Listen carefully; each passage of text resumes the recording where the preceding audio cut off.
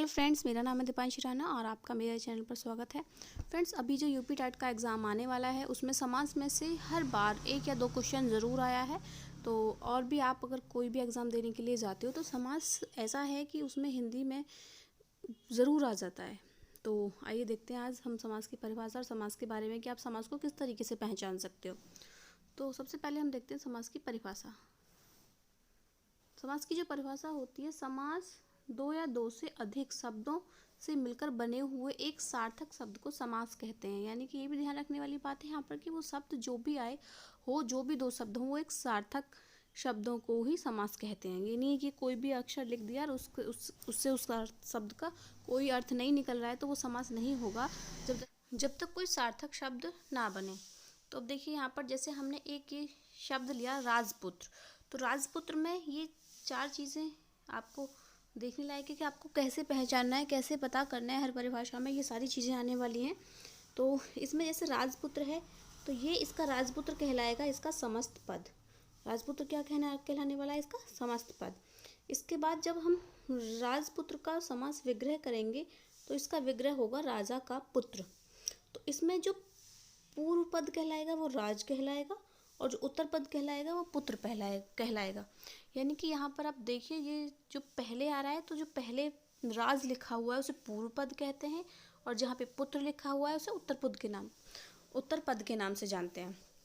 तो आगे जो परिभाषा में ये पूर्व पद और उत्तर पद भी आने वाला है। तो ये ध्यान में रखना है कि किसी भी शब्द का पहले वाला जो अक्षर पहले जो आएगा राज आएगा तो वो पूर्व पद है और जो बाद में है वो उत्तर पद है। तो आइए अब इसके बारे में देखते हैं कि अब हम जानते हैं इसके समास के भेद।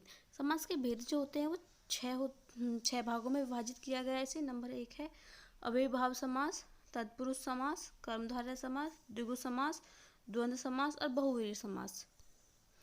और इसको पदों की प्रधानता के आधार पर जो वर्गीकरण किया गया है तो इसमें जो आगे भी आप इसे पहचान सकते हो। जैसे अव्ययी समास है, अव्ययीभाव समास है तो इसमें पूर्व पद प्रधान होता है और तत्पुरुष समास, कर्मधारय, द्विगु समास में उत्तर पद को प्रधानता दी गई है। और यहाँ पर जैसे आगे नेक्स्ट है द्वंद्व समास, तो इसमें दोनों पदों को प्रधानता दी गई है। और बहुव्रीहि जो समास है उसमें दोनों पद अप्रधानता दी गई है क्योंकि उसमें कोई भी पद प्रधान नहीं होता है, किसी तीसरे शब्द पर जोर दिया गया है। जैसे कोई तीसरा शब्द बनता है, इसमें दोनों पदों में से कोई भी प्रधान नहीं होता है। देखिए समास को जो 6 भागों में विभाजित किया गया है तो उसमें हमारा पहला है अव्ययीभाव समास। तो इसमें है जिस समास का पूर्व पद अव्यय या प्रधान हो, यानी कि या तो उसका पहला पद अव्यय हो या प्रधान हो, उसे अव्ययीभाव समास कहते हैं। और इसकी पहचान एक ये भी है कि इसमें पहला जो पद होता है उसमें अनु, आ, प्रति, भर, यथा, यावत, हर ये आदि अक्षर आदि ये शब्द लगे हुए होते हैं। तो इसके जो कुछ उदाहरण देख लेते हैं हम। जैसे कि ये है प्रतिदिन, तो प्रतिदिन का जब समास विग्रह करेंगे तो प्रतिदिन तो ये होगा प्रत्येक दिन। तो यहाँ पर देखिए जो प्रति शब्द है वो एक अव्यय शब्द है। तो इसी तरीके से हम देखते हैं अपना दूसरा उदाहरण भरपेट, तो पेट भर पेट, तो पेट भर के, यथा संभव, जैसा संभव हो। तो इस तरीके से ये अव्ययीभाव के कुछ उदाहरण हैं जिसे देखकर आप पहचान सकते हो। अब देखते हैं अपना दूसरा तत्पुरुष समास। तो तत्पुरुष समास जो है हमारा, इसकी परिभाषा होती है जिस समास में बाद का अर्थात उत्तर पद, यानी कि बाद का जो पद होता है वो उत्तर पद कहलाता है तो वो प्रधान होता है तथा दोनों पदों के बीच का कारक चिन्ह लुप्त हो जाता है, उसे तत्पुरुष समास कहते हैं। जैसे कि यहाँ पर है राजकुमार, तो राजा का कुमार, रचनाकार, रचना को करने वाला।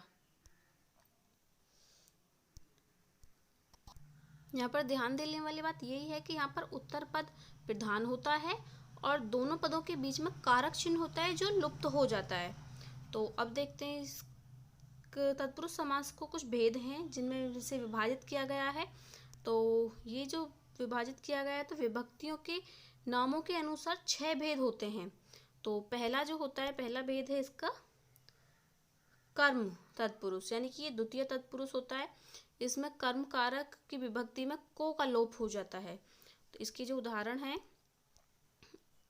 ये जैसे रथ चालक। तो रथ चालक में को का लोप है, रथ को चलाने वाला। जब आप इसको विभाजित करोगे इस तत्पुरुष को, समास को, तो ये इसमें इसमें को का लोप होता है, यानी कि को छुपा हुआ होता है। इसी तरीके से हम दूसरा देखते हैं, जेव कतरा। तो जेव को, कतरने वाला। तो यहाँ पर भी ये को आ रहा है। तो जहाँ पर को शब्द, यानी कि जहाँ पर को शब्द का लोप हो वहाँ पे कर्म तत्पुरुष समास होता है। और ये द्वितीय तत्पुरुष, जो इसकी विभक्ति है वो द्वितीय है। तो अब देखते हैं अपना इसका जो सेकंड भाग है, सेकंड भाग जो जैसे सेकंड भाग है इसका कर्ण तत्पुरुष। तो कर्ण तत्पुरुष से ये तृतीय तत्पुरुष। तो इसमें कर्ण कारक की विभक्ति से के द्वारा का लोप हो जाता है। तो यहाँ पर ध्यान देने वाली बात यह है कि जो कारक होते हैं, जैसे कि आपने वो पढ़े होंगे, कर्ता ने कर्म को कर्ण से, तो इस तरीके से जो कारक हैं और उसकी विभक्ति और जो उसके चिन्ह होते हैं कारक के, तो वो यही सारे यहाँ पर दिए गए हैं। वही कर्ता इसका पहला भेद नहीं है, तो कर्म है। तो कर्ता ने कर्म को कर्ण से, संप्रदान।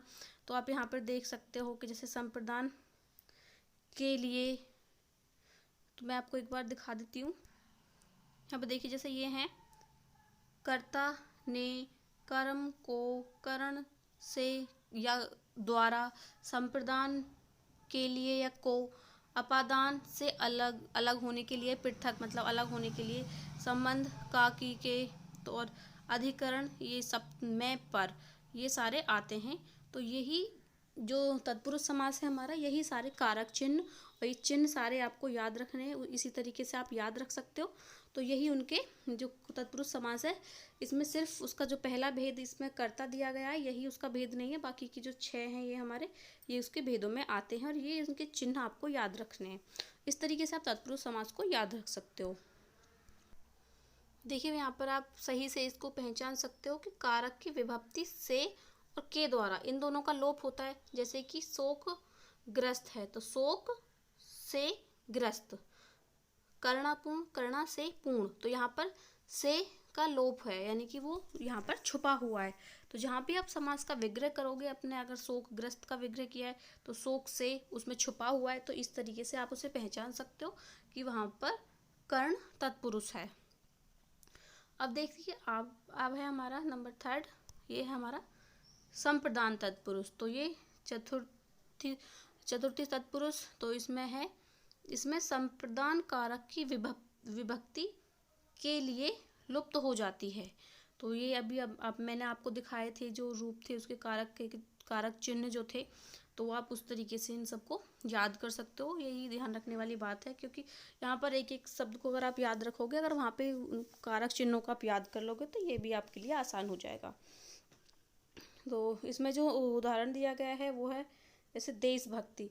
तो इसमें देश के लिए भक्ति, और ये है परीक्षा भवन, परीक्षा के लिए भवन। तो ये इसके उदाहरण हैं। अब देखते हैं अपना अपादान।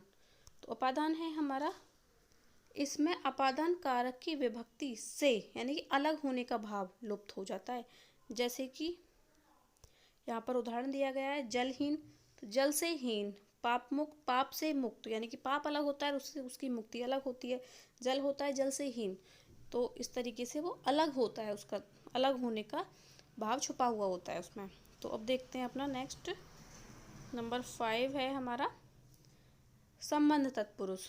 तो इसमें कारक संबंध कारक की विभक्ति का, के, की लुप्त हो जाती है। जैसे इसके उदाहरण है विद्यासागर, तो विद्या का सागर, शिवालय, शिव का आलय।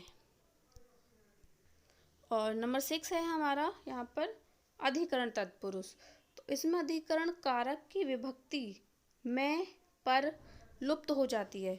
तो जैसे इसके उदाहरण दिए गए हैं, लोकप्रिय, तो लोकप्रिय में लोक में प्रिय, गृह प्रवेश, गृह में प्रवेश।